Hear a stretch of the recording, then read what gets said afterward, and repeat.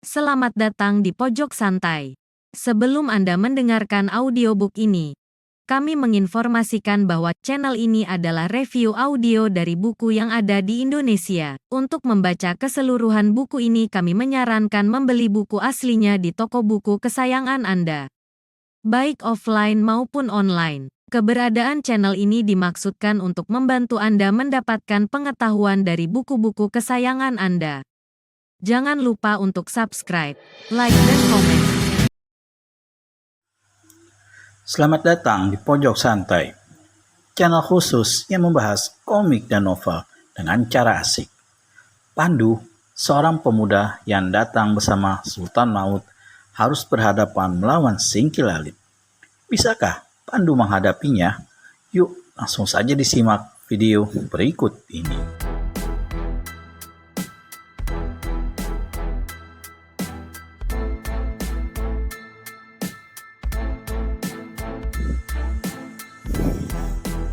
Sultan Maut merasakan darahnya mendidih, namun dia tak mau berlaku nekat. Dua lawan yang dihadapinya memiliki kepandaian tinggi. Jika dia terpengaruh hawa amarah, akan mudah bagi lawan untuk mencelakainya. Di samping itu, dia mencemaskan pula keadaan Pandu yang bertempur mati-matian dengan Singki Lalit. Pemuda itu, walau memiliki kegesitan serta kecepatan dan tingkat tenaga dalam yang tidak rendah, namun sulit baginya untuk mengalahkan manusia bergelar harimau hitam itu. Apalagi Pandu sampai saat itu hanya mengandalkan tangan kosong, sedang lawan menggempur tiada henti dengan rantai hitam bola besi berduri. Di satu kesempatan, Sultan Maut ambil sebilah keris dari balik jubahnya dan melemparkan senjata itu ke arah Pandu. Sring! Dengan sigap, si pemuda menangkap keris itu, langsung mengeluarkannya dari sarungnya. Sarung di tangan kiri, keris di tangan kanan. Pandu menghadapi lawannya dengan penuh percaya diri. Apalagi dia tahu betul keris berliuk 9 milik Sultan Maut merupakan senjata sakti. Ketika dua kali dia sempat bentrokan senjata dengan lawan, bunga api memercik. Trang! Tangannya yang memegang keris bergetar hebat. Tetapi dilihatnya, Singki Lalit juga seperti kesemutan. Dengan mengandalkan kegesitannya, Pandu menyelusup di antara taburan serangan rantai hitam lawan. Namun untuk menumbangkan Singki Lalit, tentu saja bukan satu hal yang mudah bagi pemuda ini. Dan dadanya bergetar ketika dilihatnya Wirakula dan Rangga yang baru saja membantai 20 murid perguruan silat Elang Putih, kini tampak siap bergabung dengan pimpinan mereka. Kesulitan yang bakal dihadapi Pandu diketahui pula oleh Sultan Maut, maka orang tua ini membuat gebrakan-gebrakan aneh. Setiap menyerang dari mulutnya selalu terdengar suara tertawa nyaring yang hampir menyerupai suara kuda meringkik. Suara tawa ini bukan saja menyakitkan telinga kedua pengkeroyoknya, tapi juga mempengaruhi gerakan-gerakan mereka. Singki Lalit yang punya lebih banyak pengalaman daripada 4 kawannya segera maklum kalau Sultan Maut tengah mengeluarkan ilmu andalannya. Maka cepat dia berteriak memberi ingat pada Tembesi dan Ratongga agar keduanya menutup jalan suara. Namun terlambat. Saat itu Sultan Maut berhasil menyusupkan tendangannya ke bawah perut Ratongga. Lelaki ini menjerit setinggi langit. Tubuhnya terpental dan jatuh terkapar di tanah tak berkutik, pingsan. Seumur hidup, kalau dia hidup kelak, dia akan menjadi cacat, tidak lagi memiliki kemampuan kelelakiannya. Singki Lalit menggeleng marah.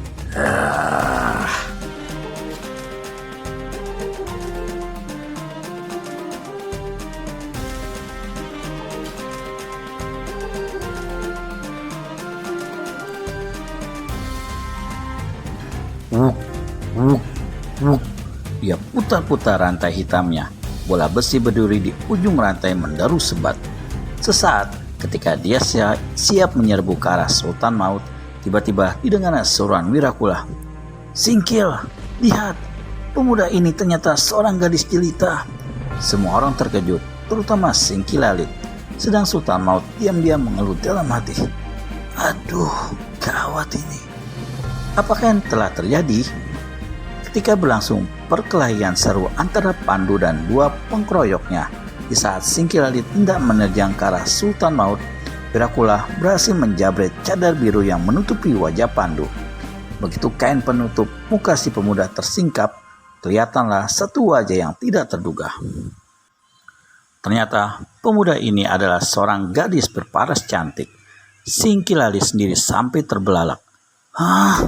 Tak pernah dia melihat darah secantik itu.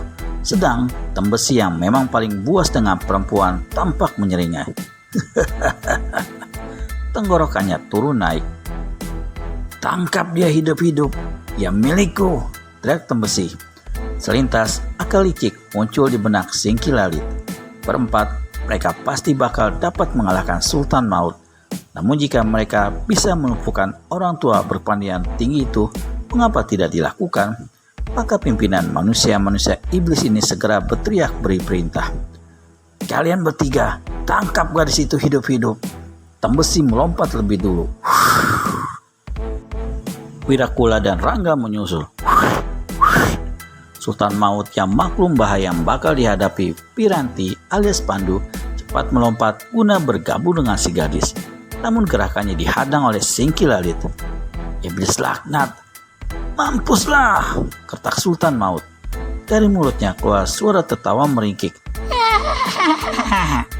Singkilalit cepat tertutup pendengarannya dan sebatkan rantainya ke arah kepala lawan. Sultan Maut merunduk, saya balas menghantam dengan pukulan tangan kosong yang didahului siuran angin, tanda orang tua ini memukul dengan pengerahan tenaga dalam. Untuk elakkan serangan lawan, Singkilalit bergerak cepat satu langkah ke kiri. Dari kedudukan yang baru, diayunkan rantai hitam di tangan kanannya. Rantai ini seperti sebilah pedang yang menyinarkan warna hitam membabat tangan Sultan Maut. Sedang bagian ujung yang berbentuk bola berduri menghujam ke arah bahu orang tua itu. Terpaksa Sultan Maut tarik pulang serangannya dan ganti dengan tendangan ke arah bawah perut lawan. Tendangan seperti inilah yang tadi menghantam dan membuat pingsan Ratongga. Namun sekali ini bukan saja tendangan maut tersebut dapat dielakkan lawan, malah orang tua itu dibikin kaget oleh seruan salah seorang manusia iblis kota hantu yang mengeroyok Piranti. "Singkil, kami telah meringkus gadis ini." Sultan Maut melompat mundur, berpaling ke kiri, dilihatnya Piranti tegak tak bergerak. Jelas gadis ini telah ditotok hingga tak bisa bergerak ataupun bersuara. "Tembesi," seru Singkilalit. "Aku masih belum percaya dia seorang perempuan. Coba buktikan padaku." "Manusia iblis, jika kalian berani menjamah tubuhnya, kuhancurkan kepala kalian," mengancam Sultan Maut. Tapi Singkilalit, Virakula dan Rangga sudah mengurungnya, membuat orang tua ini tak bisa bergerak. Sementara itu, dengan menyeringnya penuh nafsu, Tembesi gerakan tangan kanannya ke dada Piranti. Bret! Dada pakaian gadis itu robek besar, dadanya yang putih tersingkap. Sepasang payudaranya jelas terlihat membusung kencang. Tawa Singkilalit, "Sekarang aku percaya." Lalu dia berpaling pada Sultan Maut dan berkata, "Orang tua, memandang mukamu dan menimbang hubunganmu dengan Istana Banten, aku masih suka membuat perjanjian denganmu." "Perjanjian apa?" tanya Sultan Maut dengan mata melotot.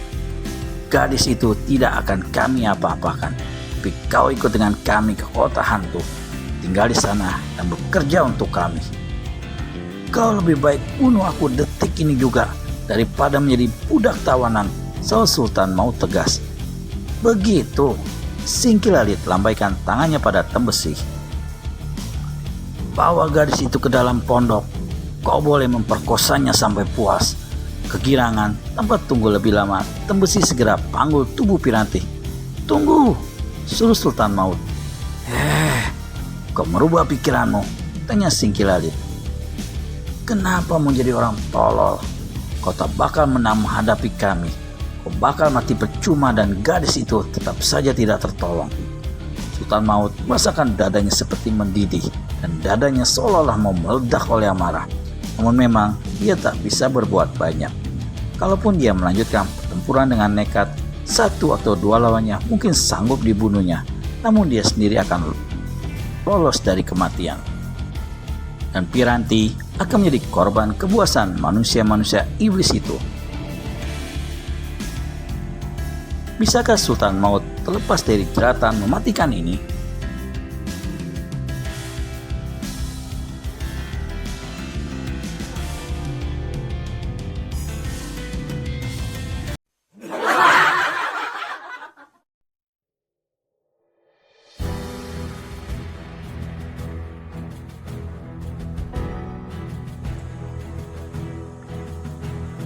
Sultan Maut merasakan darahnya seperti mendidih dan dadanya seolah-olah mau meledak oleh amarah. Namun memang dia tak bisa berbuat banyak. Kalaupun dia melanjutkan pertempuran dengan nekat, satu atau dua lawannya mungkin sanggup dibunuhnya. Namun dia sendiri tak akan lolos dari kematian. Dan Piranti akan menjadi korban kebuasan manusia-manusia iblis itu. Baiklah, kata Sultan Maut dengan suara tersendat. Aku ikut bersama kalian. Tapi pegang janji kalian, jangan ganggu cucuku itu. Jadi dia cucumu. Apalagi cucumu, masakan kami akan mengganggunya, ujar Singkilalit. Tembesi, tutup pakaian gadis itu kembali. Biarkan dia tertotok. Kita harus segera tinggalkan tempat ini. Rezekiku belum kesampaian. Sayang. Kata Tembesi agak kesal, tapi dia tahu sesampainya di kota hantu, perjanjian yang dibuat dengan Sultan Maut saat itu pasti akan berubah. Untuk mempercepat perjalanan, Singkilalit dan rombongan mengambil jalan pintas, lalu menyusuri Kali Cikajang. Di satu tempat di mana air kali mendangkal, mereka menyeberang. Sebelum senja, diharapkan mereka sudah sampai di kota hantu. Di sebelah barat langit tampak menguning, tanda matahari segera akan tenggelam. Selagi rombongan menyusuri hutan kecil di sebelah barat kaki Gunung Halimun, mendadak terdengar suara bebunyian. Ada yang meniup seruling, kata Wirakula sambil mencari-cari kian kemari dari mana datangnya tiupan seruling itu. Singkilalit mengangkat tangan kiri memberi tanda. Seluruh rombongan berhenti. Itu bukan tiupan suling biasa, kata pimpinan kota hantu ini. Jelas menusuk telinga, menggetarkan gendang-gendang. Lagunya aneh, naik turun, tinggi rendah tak menentu. Tak pernah aku dengar nyanyian seperti itu. Kita lanjutkan perjalanan, tapi bersiaplah. Bukan tidak mungkin ada orang pandai yang bermaksud menghadang kita.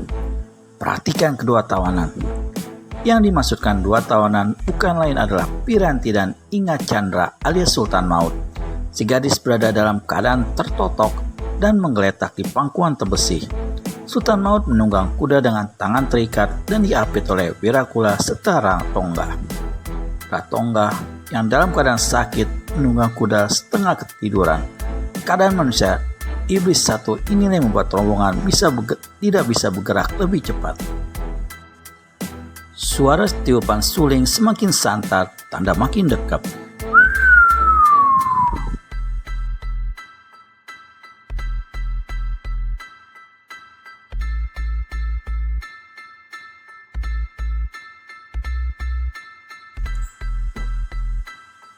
Lihat, di atas sana. Tiba-tiba, Rangga berseru sambil menunjuk ke sebuah pohon nangka hutan yang tinggi dengan cabang-cabang yang besar-besar. Semua mata segera dipalingkan ke arah yang tunjuk. Di sebuah cabang pohon tampak duduk seorang pemuda berambut gondrong. Kepalanya diikat dengan kain putih. Pakaian putihnya tampak kumal. Dia duduk di cabang pohon yang tinggi itu sambil uncang-uncang kaki. Di tangannya ada sebuah benda aneh. Berbentuk kapak bermata dua, memiliki gagang berbentuk tubuh ular naga dan ada lubang-lubangnya. Ujung gagang yang merupakan kepala seekor naga menempel ke bibir si pemuda. Gagang senjata itulah yang ditiupnya seperti sebuah suling. Sepasang mata kapak tampak berkilauan terkena sinar materi yang hendak tenggelam. Orang gila dari mana itu? Ujar Wirakula. Dia bukan orang gila.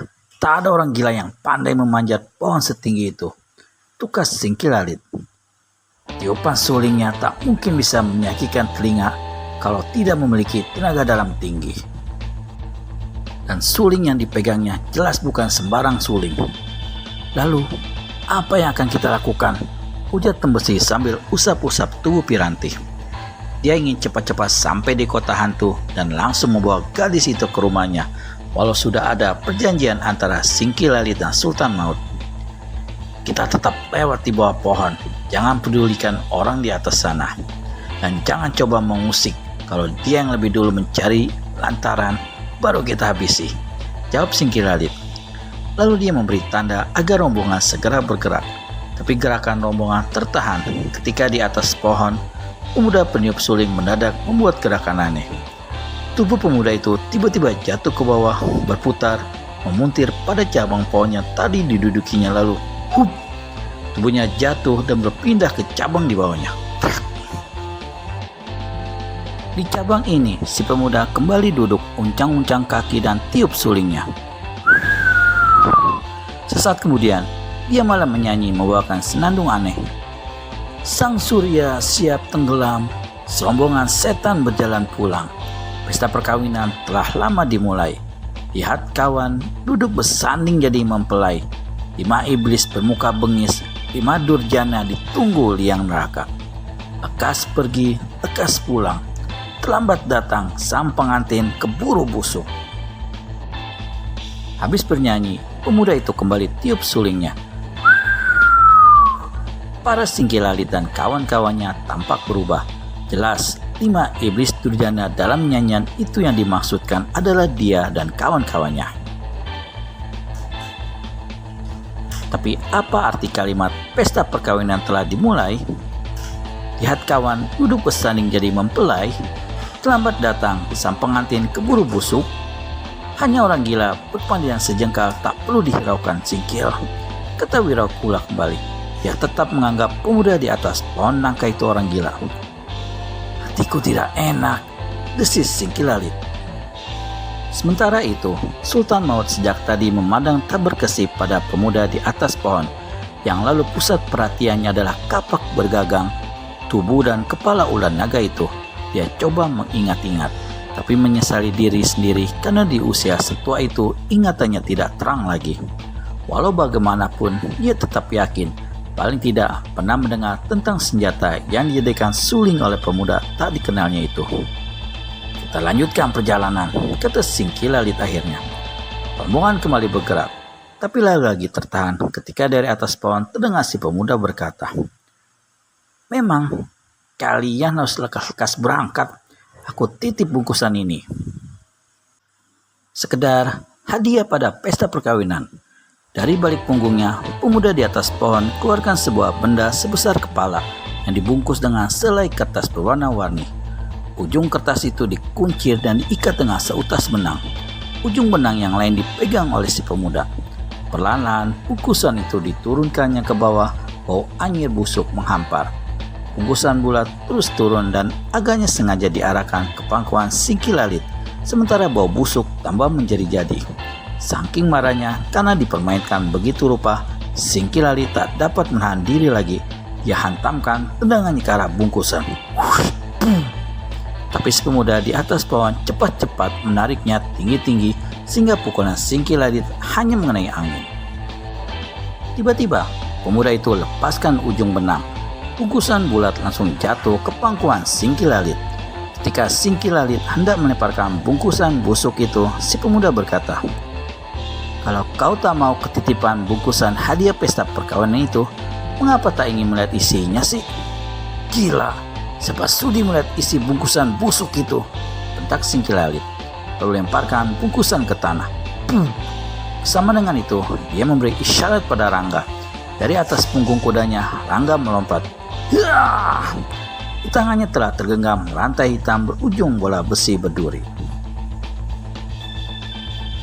Apa yang akan dilakukan Rangga? Temukan jawabannya di video selanjutnya hanya di channel Pojok Santai. Segera subscribe dan tekan tombol lonceng untuk mendapat notifikasi video terbaru dari kami. Terima kasih dan sampai bertemu kembali.